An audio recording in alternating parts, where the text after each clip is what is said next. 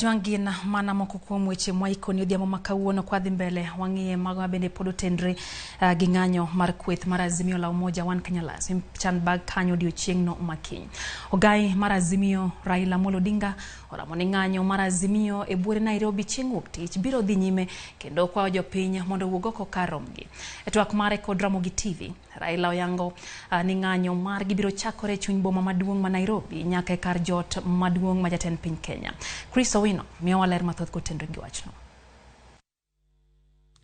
Ataro kod weche mane owacho chieng' ngeso, ogai mar Azimio Raila Odinga onyonore ni ng'anyo mar Azimio chieng' wuok tich biro chakore e chuny boma ni maduong' ma Nairobi nyaka e kar jot maduong' ma jatend piny State House. Koro jo Kenya nam ka kiny wasechokre e chuny boma ma Nairobi to bang'e no kiny na wuothi ka wadhi ko chiko ot maduong' mar dak mar jatelo iluongo ni State House mondo wadhi wadwar loch marwa. E twak mare kod Ramogi TV, Raila owacho ni ng'anyo mar Azimio nyaka dhi nyime bang' jatend piny Dr. William Ruto dino itene dwaro mane gimiye bwo ndalo 14 kendo kwayo jopiny mondo owuog oko kar rombgi mar timo ng'anyo. Omiyo kiny owuok oko te mondo wadhi wanyis jopiny mangima ni jo Kenya ko yie gi gima dhi nyime e Kenya ka.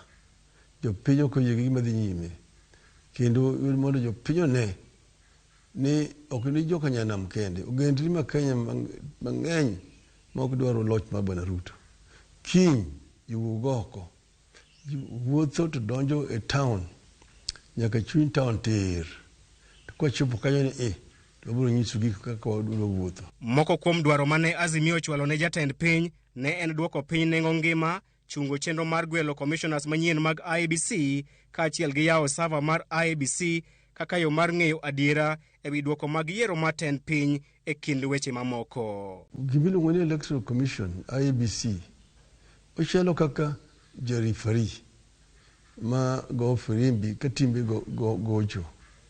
To rifari ok ber ka tim achiel kende ma yiero. Nyaka ji bed piny ma ji winjre. Ni wasewacho ni ok wayie gi yo ma Bwana Ruto dwaro loso go IEBC.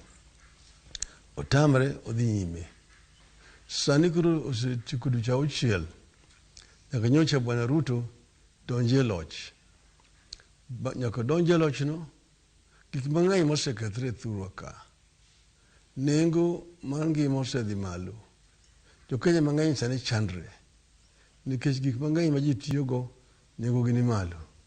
Kod obed mogo, kod obed sukari, kod obed mafuta matedo. Raila bang'e to ne oriwore kod jotend Azimio mamoko e alam mar giko odire gwenge mag Rongai kama ne olero ni Azimio osendiko ne ogai mar obila Jafet Kome ewi ng'anyo margi ma chieng' wuok tich. Bwana Poranya aliandikia barua Inspector General ya Police akamwambia kwamba siku ya Jumatatu tarehe 20 Kenya zote watu watafanya maandamano. Ne omedo wacho ni kalure kod pen chik manyien mar 2010 obila onge kod teko mar tamo ng'ato timo ng'anyo. Katiba mpya haitaji ruhusa ya polisi. Mtaka ufanye kile hapo notification sasa. Utamfanya tayari. Kesho mtu sikutishe. Kesho hakuna kutisha mtu sawa. Wacho makamano bende osir lwedo kod jatend duond bura mar Wiper Kalonzo Musyoka kod nyawadgi mar nak Kenya Martha Karua ma aloso e alam machielo e bore Nairobi mane olero ni jopiny gi ratiro mar timo ng'anyo mamuol. For the first time in our country, maandamano imeandikwa kwa katiba. Hii si wakati wa Moi, ile tulikuwa tunachapwa na viboko. Kalonzo olero ni piny owacho chano tiyo kod obila e muocho tule kinde ng'anyo mag Azimio ka bende onyiero jogo mosebedo ka wuondo jopiny ni en oko e piny Australia ka oyango ni obiro chopo e ng'anyo ma chieng' wuok tich. But we also sure kwamba wale ambao kwa mfano walikuwa nasema Kalonzo ameenda Australia, Kalonzo ameenda wapi, they are panicked.